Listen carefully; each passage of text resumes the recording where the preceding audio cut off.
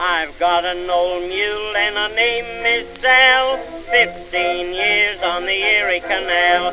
She's a good old worker and a good old pal, 15 years on the Erie Canal. So in front of us now we have the Tug Syracuse. That was built in 1931, I believe, launched in 32. They've been doing some work on it. They're hoping to get it restored and back in service. It's one of only about 3 or 4 of that style tugs remaining now. There's the Roosevelt. I know of one other one, I can't think of the name right now, that are very similar to that. But the Syracuse was the last tugboat of this style, built specifically for the Erie Canal, specifically by Canal Corp people in the Syracuse shop.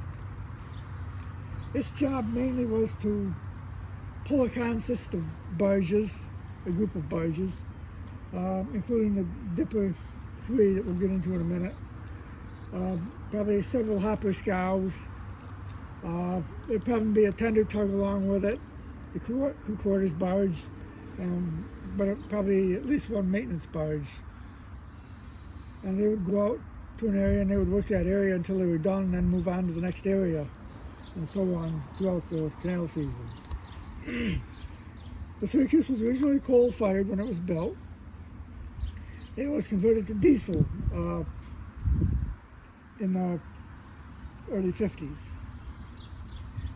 The neat thing about converting it to diesel was, well, they had all this hull space available. What to do with it? Why not seal it off, convert it to a floating tanker? So the Syracuse can hold a whopping 9,000 gallons of diesel fuel.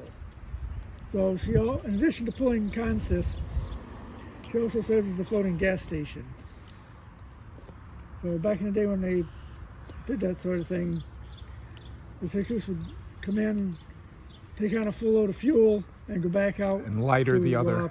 Lighter all the barges, fuel all the other barges, and keep things going.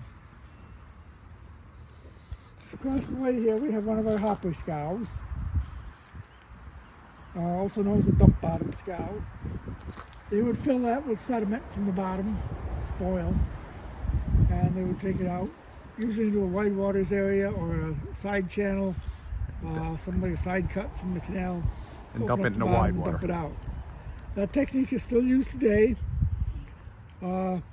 Primarily they use it like on the Genesee River and the mouth of the Irondequoit Creek up there.